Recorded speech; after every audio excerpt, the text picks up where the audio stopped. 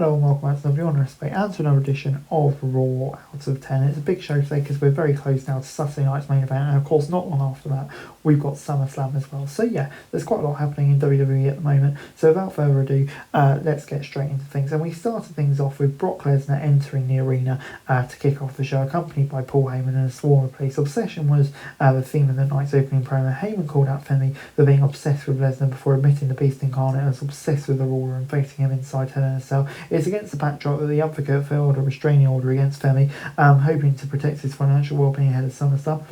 The reigning king of the ring arrived from the scene anyway and bowled the police officer out of the way, exclaiming, "You can't run from over Femi."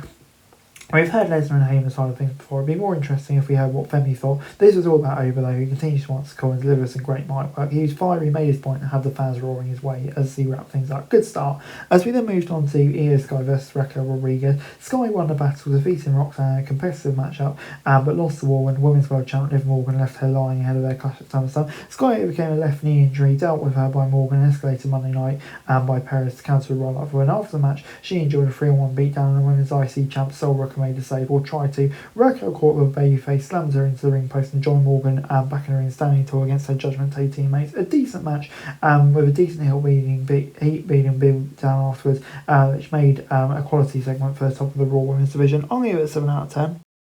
Fresh off of Maxine Dupree's shocking alliance with the Division last week on the Raw, the former Women's IC champ made her way to the ring alongside new Bill Austin Theory, Bron Breakker and Logan Paul. Before they could explain themselves, Otis and Tozawa were interrupted to confront Dupree about her actions. As Otis was about to express his feelings for his longtime associate, Theory made fun of him, instigating a wild, chaotic brawl that concluded with a big man squashing and depositing Breakker to the floor. Dupree saved Theory, stepping in between him and Otis. She manipulated him long enough for the heel to deliver a low blow. The Vixen embraced Theory, then watched as the Division dealt final blows to Alpha Academy. And yeah, what was a pretty decent segment. As we then moved on to Royce Keys versus Jimmy Uso, the product of a Brawl in New Oil, they squared off in a rematch of their bout on Friday night. Midway through the bout, as Keys managed to come back, Fatu arrived in the arena, wasting little time, marched into the square circle, hit the ring, attacked his former friend with bare hands, then with a steel chair.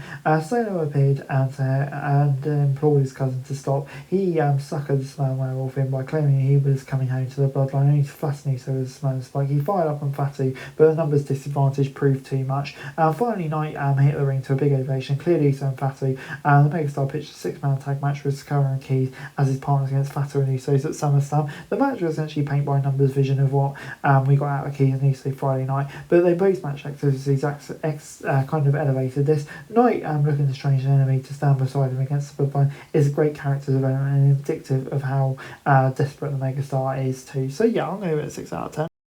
As we then moved on to a dishevelled Lyra Valkyria answering Bayley's call, insulting her, taking several jabs at her before admitting that every compliment she paid her former tag partner was a lie. Bayley vowed to kick Lyra's ass around MSG to her list of accomplishments. The short succinct focused and well executed segment ended with a heel trying for a cheap shot, but only for Bayley to counter her. Valkyria got the better of the future Hall of Famer though and stood tall to close things out. Valkyria has clearly worked on her promos over the last 12 months because, yeah, this was a fantastic performance and credit to her. As we then got the number one contenders gauntlet match for the IC title. In the order of entry, Dom Mysterio, Joe Hendry, Javon Evans, Dragon Lee, Rusev, Chad Gable and Ethan Page. And it was Chad Gable who was crowned the winner. And yeah, outlasting 6 other superstars. He bested Rusev and All Ego Ethan Page to set up a date with Penta in Minnesota and one of the biggest stages WWE has to offer. While the win was big news of the bout, it was not the whole story. Javon was spectacular, overcoming the Judgment Day, a game when Dragon Lee nearly defeating Rusev in a gutsy performance that made the heart and soul of the match.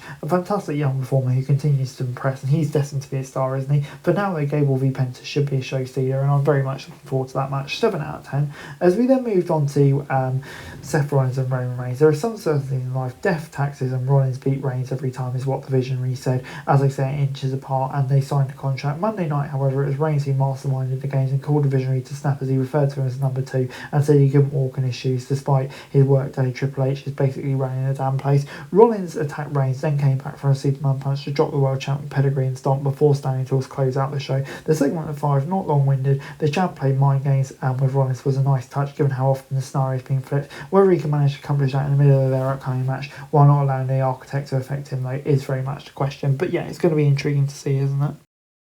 Raw this week has a 7 out of 10 from me. Another good show. The show did a great job building towards SummerSlam with some quality heat spots and a few physical encounters, including over Femi and the former Shield teammates. Was it perfect? No.